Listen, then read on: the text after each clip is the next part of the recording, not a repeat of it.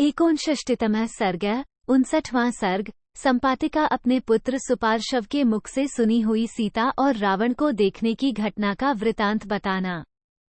उस समय वार्तालाप करते हुए गृध्राज के द्वारा कहे गए उस अमृत के समान स्वादिष्ट मधुर वचन को सुनकर सब वानर श्रेष्ठ हर्ष से खिल उठे।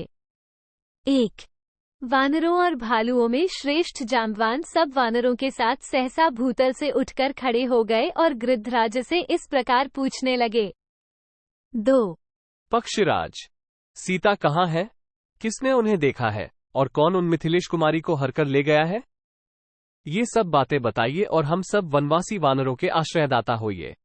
3 कौन ऐसा धृष्ट है जो वज्र के समान वेगपूर्वक चोट करने वाले दशरथ नंदन श्रीराम के बाणों तथा स्वयं लक्ष्मण के चलाए हुए सहायकों के पराक्रम को कुछ नहीं समझता है? 4 उस समय उपवास छोड़कर बैठे और सीता जी का वृतांत सुनने के लिए एकाग्र हुए वानरों को प्रसन्नता पूर्वक पुनः आश्वासन देते हुए संपाति ने उनसे यह बात कही। 5 वानरों, विदेह कुमारी सीता का जिस प्रकार अपहरण हुआ है, विशालोचना सीता इस समय जहाँ है और जिसने मुझसे ये सब वृतांत कहा है एवं जिस तरह मैंने सुना है वो सब बताता हूँ, सुनो। 6 ये दुर्गम पर्वत कई योजनों तक फैला है। दीर्घकाल हुआ जब मैं इस पर्वत पर गिरा था। मेरी प्राण शक्ति क्षीण हो गई थी और मैं वृद्ध था।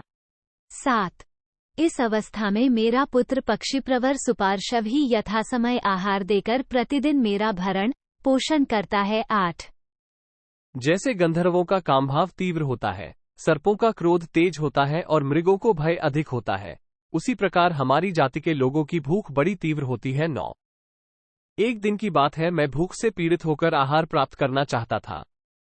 मेरा पुत्र मेरे लिए भोजन की तलाश में निकला था, किंतु सूर्यास्त होने के बाद वो खाली हाथ लौट आया, उसे कहीं मांस नहीं मिला। 10 भोजन न मिलने से मैंने कठोर बातें सुनाकर अपनी प्रीति बढ़ाने वाले उस पुत्र को बहुत पीड़ा दी, किंतु उसने नम्रतापूर्वक मुझे आदर देते हुए ये यथार्थ बात कही। 11 तात मैं यथासमय मांस प्राप्त करने की इच्छा से आकाश में उड़ा और महेंद्र पर्वत के द्वार को रोककर खड़ा हो गया। 12 वहां अपनी चोंच नीची करके मैं समुद्र के भीतर विचरने वाले सहस्रों जंतुओं के मार्ग को रोकने के लिए अकेला ठहर गया। 13 उस समय मैंने देखा, खान से काटकर निकाले हुए कोयले की राशि के समान काला कोई पुरुष एक स्त्री को लेकर जा रहा है। उस स्त्री की कांति सूर्योदय काल की प्रभा के समान प्रकाशित हो रही थी। 14 उस स्त्री और उस पुरुष को देखकर मैंने उन्हें आपके आहार के लिए लाने का निश्चय किया, किंतु उस पुरुष ने नम्रतापूर्वक मधुर वाणी में मुझसे मार्ग की याचना की। 15 पिताजी, भूतल पर नीच पुरुषों में भी कोई ऐसा नहीं है जो विनयपूर्वक मीठे वचन बोलने वालों को प्रहार करे। फिर मुझ जैसा कुलीन पुरुष कैसे कर सकता है? 16 फिर तो वह तेज से आकाश को व्याप्त करता हुआ सवेगपूर्वक चला गया। उसके चले जाने पर आकाशचारी प्राणी सिद्ध चारण आदि ने आकर मेरा बड़ा सम्मान किया। 17 वे महर्षि मुझसे बोले, सौभाग्य की बात है कि सीता जीवित हैं। तुम्हारी दृष्टि पड़ने पर भी स्त्री के साथ आया हुआ वह पुरुष किसी तरह सकुशल बच गया, अतः अवश्य तुम्हारा कल्याण हो। 18 उन परम शोभायमान सिद्ध पुरुषों ने मुझसे ऐसा कहा। तत्पश्चात उन्होंने ये भी बताया कि वह काला पुरुष राक्षसों का राजा रावण था। 19 तात दशरथ नंदन श्रीराम की पत्नी जंका किशोरी सीता शोक के वेग से पराजित हो गई थीं। उनके आभूषण गिर रहे थे और रेशमी वस्त्र भी सिर से खिसक गया था। उनके केश खुले हुए थे और वे श्रीराम तथा लक्ष्मण का नाम लेकर उन्हें पुकार रही थीं। मैं उनकी इस दयनीय दशा को देखता रह गया। यही मेरे विलंब से आने का कारण है। इस प्रकार बातचीत की कला जानने वालों में श्रेष्ठ सुपार्श्व ने मेरे सामने इन सारी बातों का वर्णन किया। ये सब सुनकर भी मेरे हृदय में पराक्रम कर दिखाने का कोई विचार नहीं उठा। 20-22 बिना पंख का पक्षी कैसे कोई पराक्रम कर सकता है? अपनी वाणी और बुद्धि के द्वारा साध्य जो उपकार रूप गुण है, उसे करना मेरा स्वभाव बन गया है। ऐसे स्वभाव से मैं जो कुछ कर सकता हूं वो कार्य तुम्हें बता रहा हूं, सुनो।